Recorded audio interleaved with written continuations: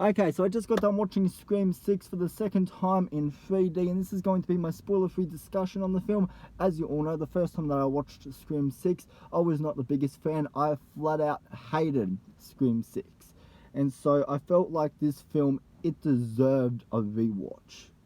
Before I can, definitively, give my final opinion on Scream 6, I wanted to watch this film a second time to see if the hate that I gave it was well deserved, or if this is actually a pretty good Scream film.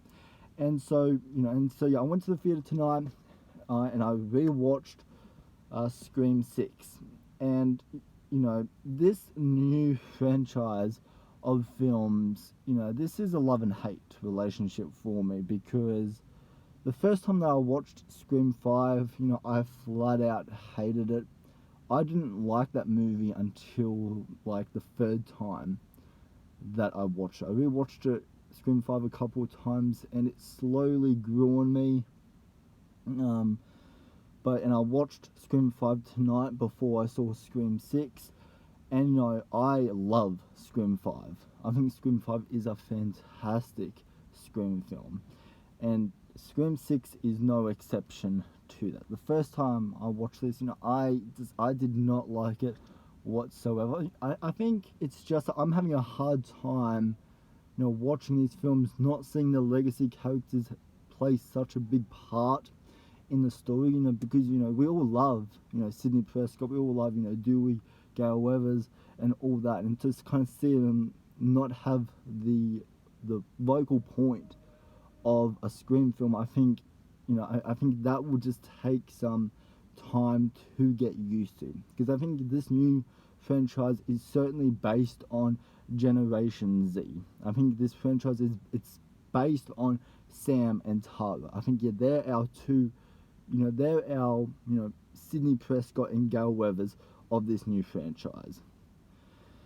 And as you all know, Sidney Prescott is not involved in Scream 6 due to payment reasons, behind the scenes. I don't know too much about that story, but the other reason is why I think I did not like this movie the first time is because I went into this film, with expectations. I feel like Scream fans go into a Scream film, wanting to see this, this, and this, and if it doesn't tick those boxes, Scream fans, will be pissed, and they will openly, speak about it. Because like I remember hearing, rumors and all that Sidney Prescott has a secret role in Scream 6, and Stu Macher is going to be the killer in Scream 6, and all of that.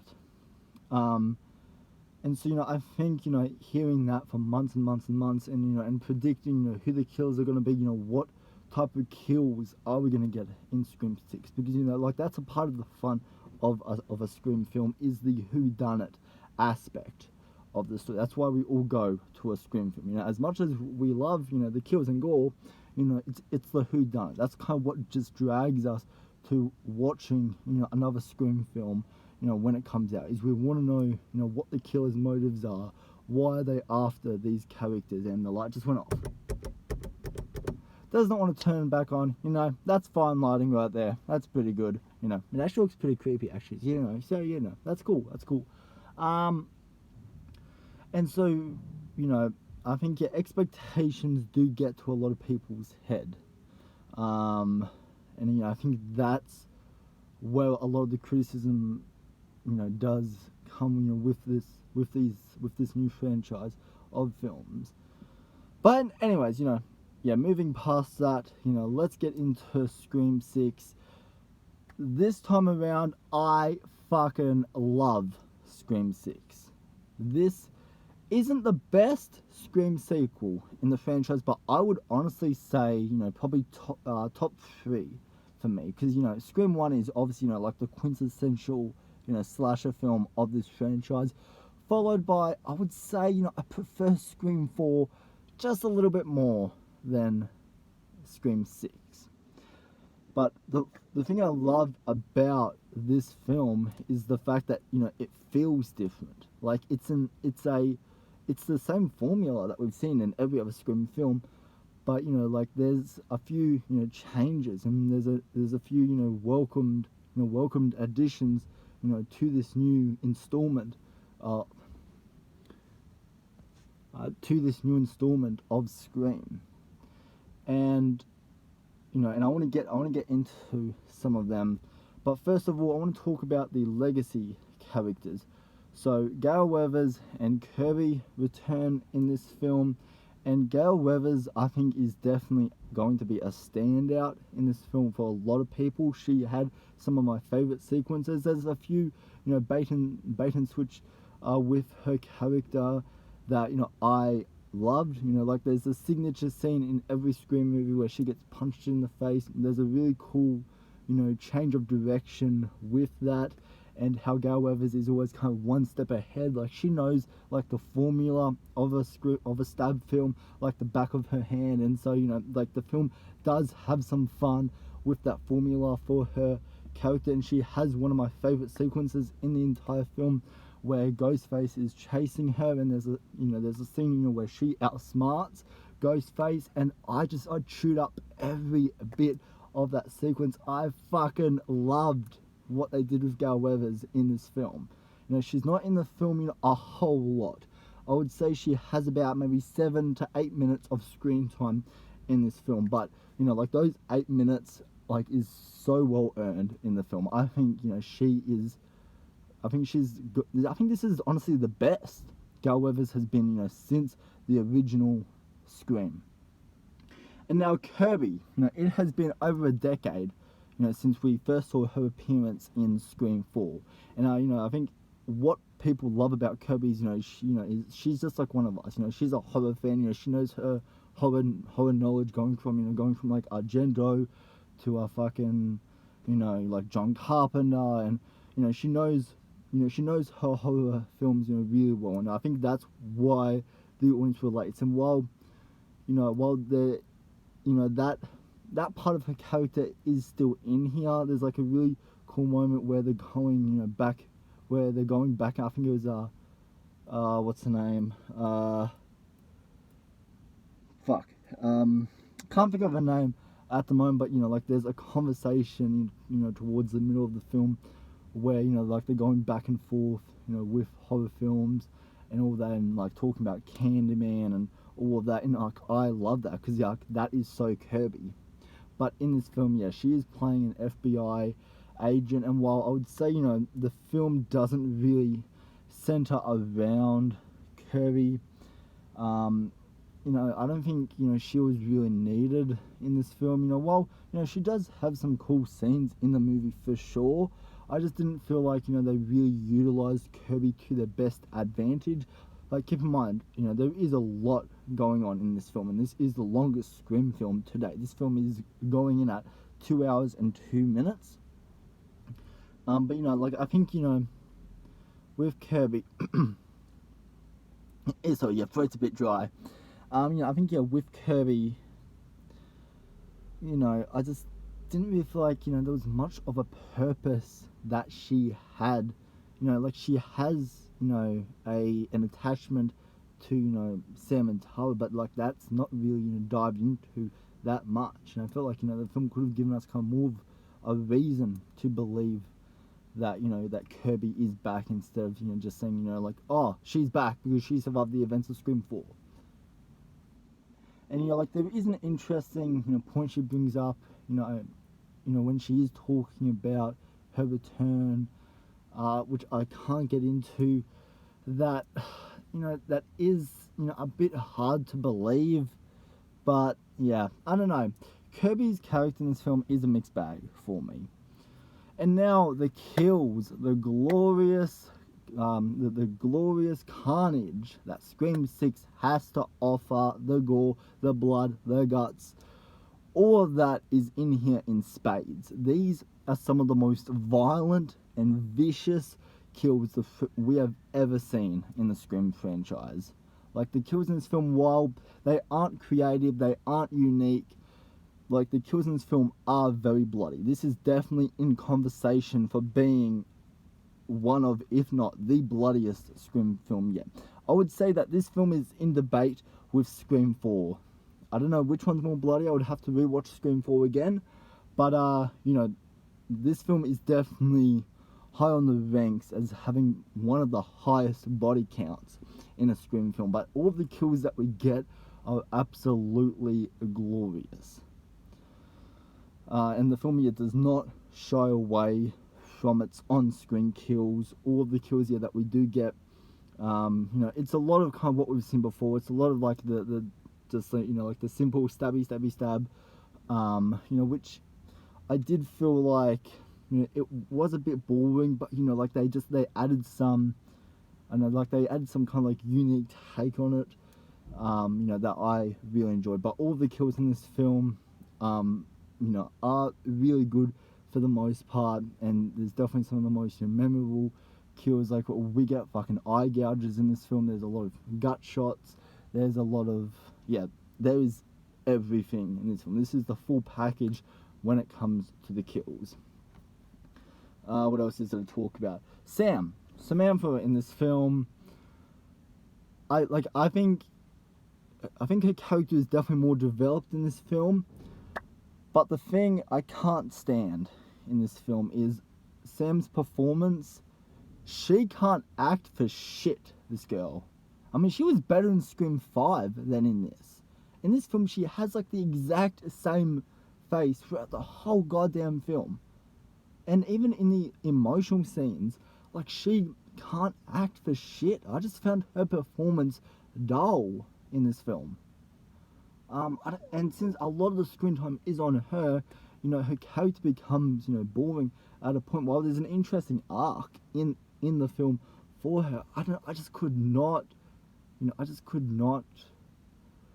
find her performance believable in the film. Tara, you know, I really liked. I think they do some great stuff with Tara. I think the chemistry between the core four, as it's called in the film, I think is amazing. I think the chemistry, the conversations, the banter, I think all of that works really well in the film.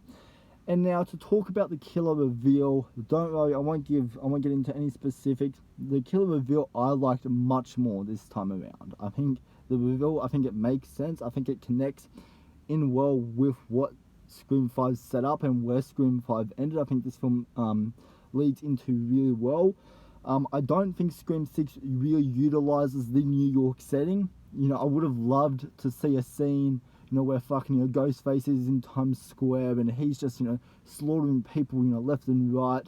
And it's like the biggest body count, you know, sequence in the entire franchise.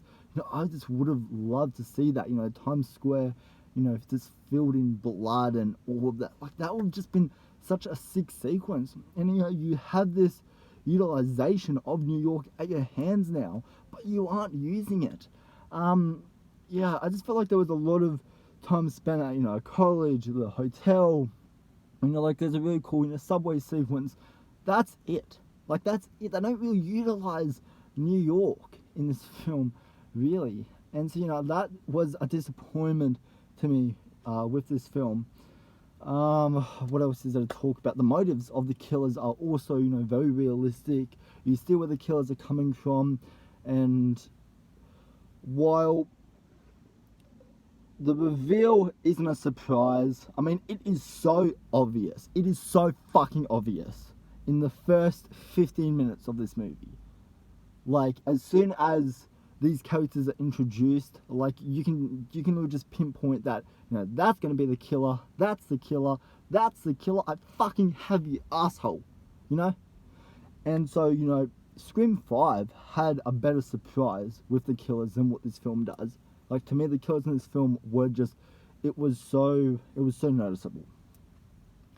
I just want to make sure, you know, that I haven't missed anything. Also, yeah, the film in 3D, the 3D looks really good in the film. Like, there's a great, what is it, like, shopping market, convenience store sequence in the film. That's one of the best sequences in the entire franchise. Like, seeing Ghostface with a shotgun, that will never get old to me. I want to see more of that. I wish there was an extended sequence of that. I hope on the Blu-ray there's just like another 2 minutes of that. I mean, I really hope so, because I mean, I want to see more of that. And there's a shot where, Ghostface points the shotgun towards the camera. That looks amazing in 3D. That was a great 3D effect in the film. And so, like there's certain things that you won't be able to see in 2D that you can see in 3D that really just ramps up your experience with this film. And also like the masks, like the puzzle, I guess, that goes on with the mask. I fucking loved it.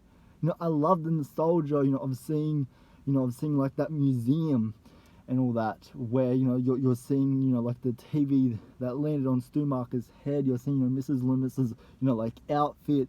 You're seeing all of the Ghostface costumes. Seeing that sequence was just like like this is years of Scream put into the one film. And so I loved how they kind of brought back the original I guess franchise into this, and they kind of they made a really solid conclusion, I think, with with the original 4 films. And just seeing Billy Loomis's bloody shirt, and what is it, Stumacher's robe, and a tribute to Dewey. I loved it.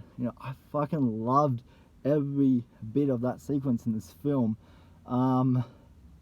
And like in the masks, like I think this is probably the best look of Ghostface since the original, because the mask is like very old now. It's like it's very dusty. It's kind of like it's very torn apart, and I loved that look for Ghostface. And Ghostface is the most vicious.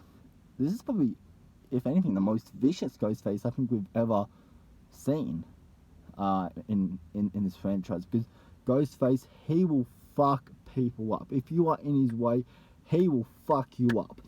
And the opening scene, like as I'm just talking about the film, I'm just remembering so much stuff I love about this movie. The opening scene is the best since the original as well. Like, there is a great surprise. This opening scene, I was just, the first time I watched it, my mouth was dropped. Like, I loved it. I fucking loved Scream 6. I'm so happy to say that, because that's all I wanted from this movie, is is I just wanted to love it. I didn't want to go into it and be like, oh yeah, Scream 6 is shit and it's like the worst in the trilogy and all of that. But I guess watching them, kind of knowing how the events unfold, I think it definitely does add a lot to the experience, kind of knowing that there's a lot more things that you notice. There's a lot more there's a lot more dialogue in this film that does stand out to you, that does lead to the killer reveal in the film. And just, like, I had a blast with this movie. While it's not like the quintessential Scream film, I think that there is a lot to enjoy in Scream 6. I think it has a great story. I think they continue the story of Tara and Sam really well, and all of that. And like, I'm excited to see what they do in Scream 7, and hopefully Scream 8. This film will make a lot of money, so I can almost bet money that we are going to get a Scream 7. I don't know if a Scream 7 has been confirmed or not, but yeah, if you have the chance to watch this movie in 3D, I would highly recommend it.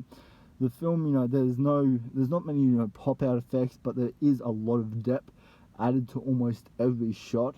And like, this is definitely made by fans of the slasher genre. This is made by just one of us, and like, that's what I love, is these people just want to make a film for the fans. They want to make a film that they want to see. They want to make a film as Scream fans themselves.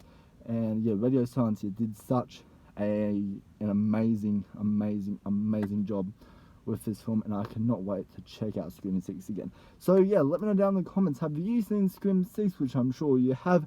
What did you think of it? Did you like it? Did you think it was mad, or did you really not like it? Let me know all your thoughts and comments down in the comment section down below.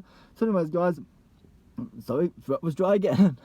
So anyways, guys, let me know down in the comments, what did you think of Scream 6? Let's start a conversation down there. So anyways, guys, I hope you have a good rest of your night, and I'll talk to you next time.